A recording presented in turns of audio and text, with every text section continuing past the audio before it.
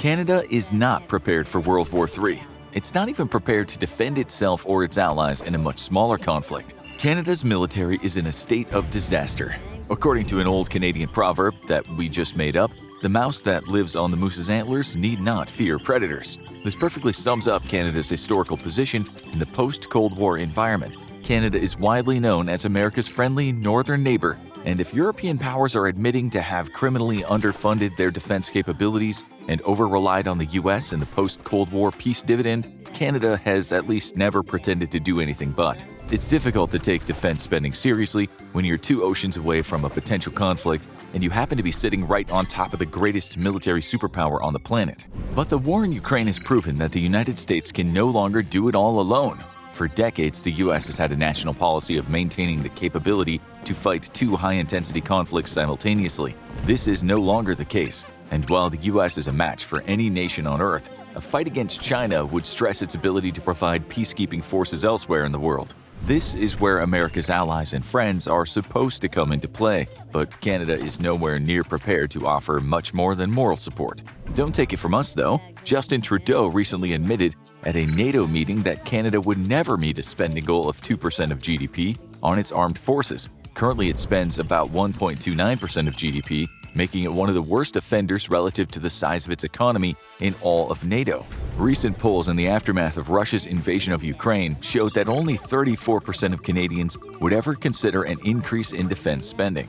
In the mid-2010s, the US revealed that Canada could not keep up its end of the commitment to NORAD's North American Aerospace Defense Mission. Canadian jets were not at a suitable readiness level, and its pilot corps was experiencing manpower difficulties. To top it all off, both working military jets and infrastructure was all aging, with the bulk of Canada's air power being over 4 decades old. Fast forward to 2023, and not much has changed, though Canada did agree to purchase 90-plus F-35s to modernize its air force to be delivered starting in 2026. So, what's wrong with Canada's military exactly? There are numerous very critical problems hollowing out the Canadian military, and the first is a problem of culture. While Canada has made impressive leaps forward to adopt a more progressive recruitment attitude, such as relaxing standards on visible tattoos, hair, gender, and facial hair, Canadians themselves are not sold on their own military, leading directly to critical recruiting problems. Currently, the Canadian Armed Forces are understaffed by approximately 16%, or 16,000 positions out of 101,500 active duty billets needing filled. This isn't just Canada's problem. Many militaries around the world are suffering from military recruitment shortages, including the US. But Canada's problem is acute, not just because of the size of its deficit, but where it's hitting its military the worst. The Canadian Armed Forces are experiencing a shortage of personnel right where it needs it the most. Not in the grunts or the low-ranking positions, or even its senior officer corps, but what would be called the middle management in the civilian world. This is junior officers and veteran non-commissioned officers, the very backbone of a modern military. These are the personnel who see to the day-to-day organization and running of a unit, ensuring standards in conduct, training, and competency are being met. Just ask Russia what happens when your military is made up of a lot of senior officers with even more enlisted grunts and very little in between the two. Canadian military culture and operational tempo is to blame for the shortage. Canada has struggled with a history of poor leadership, leaving many feeling disenfranchised, as they're also taking on the burden of a very high operational tempo. The wars in the Middle East and Canadian commitments to its allies and friends elsewhere all put Canadian personnel through frequent deployments, which can be very difficult on family life. Many simply choose to not re-enlist when their contracts are up, and for anyone hoping to build a family, enlistment is a poor choice. But with the Middle East wars winding down, Canada was finally on track to have recruitment outpace separations. Canada's Liberal government made a plan to address its troop shortfall by adding thousands of full-time and part-time positions to its military forces. All was going well until COVID-19 hit. The first year of COVID, Canada only recruited 2,000 personnel, or less than half that it needed to hit recruitment targets. The year after, 4,800 recruits enlisted, bringing hope to a bleak situation, but Canada still needed approximately 5,900 personnel per year, and numbers once more began to shrink. Today, approximately 1 in 10 of every position in the Canadian military is unfilled, which technically puts the entire Canadian military within range of the US military's own doctrine, which considers any unit suffering more than 10% casualties as combat ineffective. The trouble with Canada's recruitment efforts are twofold. First, the nation is still dealing with a sexual assault crisis within its military, with a staggering 1 in 13 women in the Canadian Armed Forces having reported sexual assault while serving in uniform. For Canada, the problem extends to its Canadian cadet organizations, with 1 in 10 of all reported sexual assaults coming from young cadets. The Canadian government has aggressively worked to address the problem, but that doesn't help its culture image. Many potential new recruits have a very negative view of the Canadian military, and women specifically feel disincentivized to join what has come to be seen as a potentially dangerous and abusive institution. Culture overall, though, is another problem for the Canadian military, because Canadians simply don't think much about their military. Just across their southern border, Americans worship their military at a deeply uncomfortable, near fetishistic level. However, Canadians criminally neglect their military, and the Canadian Armed Forces have done little to rectify the situation. The U.S. military knows that it relies on volunteers to build a professional force and thus regularly engages with its local communities and the nation at large. The Canadian military is starting to pick up the pace, but is largely absent in cultural impact on its own citizens. This, combined with the Canadians' natural tendency to feel they aren't just a world away from potential problems, but are best friends with the toughest kid on the block, means that they have little reason to care about the military, not just hurting its recruitment efforts, but also its budgeting. In 1924, Senator Raoul Dandurand noted, "Canada is a fireproof house far removed from inflammable materials. With an abundant wealth of natural resources and friendly neighbors to the south, Canadians have little reason to care about their military and would rather focus on internal matters such as healthcare, the economy, and education. This laid-back attitude even extends to their public servants, who lack much exposure to education on geopolitics and especially war. The Canadian Forces College, for instance, only educates 10 senior government officials a year in its national security program, who then promptly return to careers that have little to do with their recently acquired education. Perhaps there was a time when Canada's isolationism was well-earned, but that time has long come and gone, and now Canada's closest allies have taken note and simply chosen to ignore it. Despite being a major Pacific power, Canada was completely sidelined with the AUKUS deal, meant to strengthen Pacific defense and deter Chinese aggression. Canada was simply seen as a non-player by the 3 other countries, and this served as a major wake-up call to many Canadian politicians. But that doesn't mean that things have changed, because despite the rise of a Chinese threat in the Pacific and Russia's invasion of Ukraine, Canada's military is in no way headed in the right direction. Quite the opposite, in fact. Before we go on, though, it's important to note that the Canadian military still retains some significant strengths. Its special forces, for example, are top-notch and have operated around the world in support of NATO and US-led operations. Canada has even taken the lead on numerous global operations, proving it has the leadership ability to carry out joint force operations. In fact, many would say that Canada has been overcompensating for its weaknesses by aggressively deploying its special forces and support forces globally. But this too has put a significant strain on these personnel and their equipment. The rest of the Canadian military, however, is in a sorry state. Canada operates 12 frigates, which make up the bulk of its naval power, but these ships are all hovering around 25 years old. Of these 12, only 5 are currently seaworthy, with 7 undergoing repairs and refit. But this isn't even Canada's biggest naval problem, because even if all these ships were available for operation, they'd be useless without piggybacking along with U.S. Navy capabilities for one key reason. Canada only has one dedicated naval replenishment ship. And to make matters worse, this ship is not considered survivable in hostile waters due to a lack of advanced radar or even a self-defense system to protect from missile or small boat attack. The Canadian military has recently been given a shot in the arm to procure new equipment, but these funds aren't quite enough, and even more importantly, Canada's personnel problems once more create difficulties for the nation. With a critical shortage of trained procurement personnel, Canada has 30% of these positions unfilled. The lack of procurement personnel means that Canada is currently sitting on billions of pledged but unspent money meant to purchase new military equipment, forcing the military to operate older and older equipment that becomes progressively more expensive to maintain.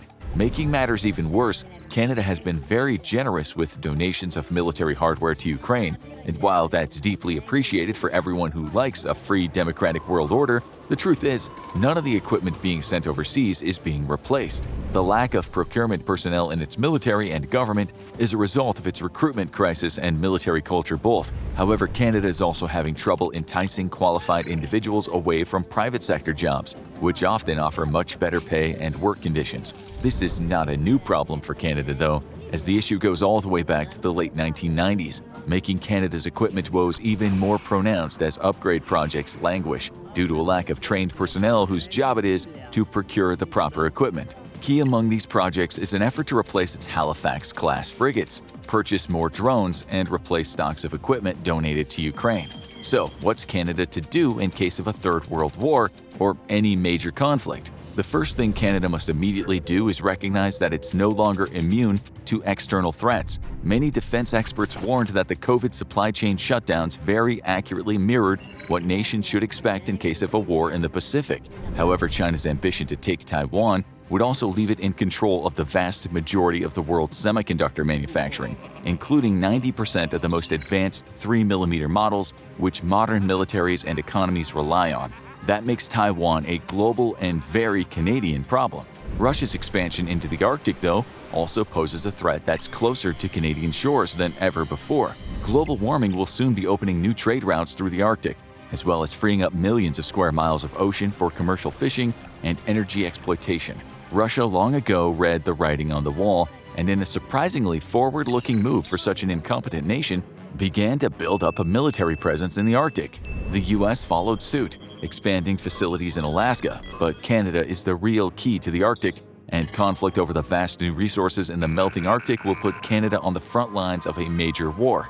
Making matters even worse, China has declared itself an Arctic power, despite having no Arctic coast whatsoever. This means China is not content to simply sit the new Arctic gold rush out, bringing another player into the potentially explosive mix. Changing the minds of the Canadian people will be difficult, and perhaps they'll need their own Pearl Harbor moment, much as the isolationist US needed in the Second World War. Right now, though, Canada can make realistic changes to its national defense and military while staying within its weak defense budget and still manage to have an outsized impact on any potential conflict. Rather than focusing on fielding an all-domain force similar to the US, Canada should instead focus on key areas and work to become a good partner rather than an independent military power.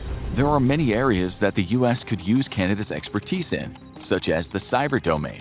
Canada's technology workforce outpaced the US's in growth rate in 2022, and the nation has 5 of the top 50 ranked universities for computer science and information systems. The nation boasts a strong cybersecurity private sector, which should be roped into a national strategy. The cyber domain is a good way to field a strong force multiplier at a low cost, and Canada has already taken significant steps in this warfighting domain.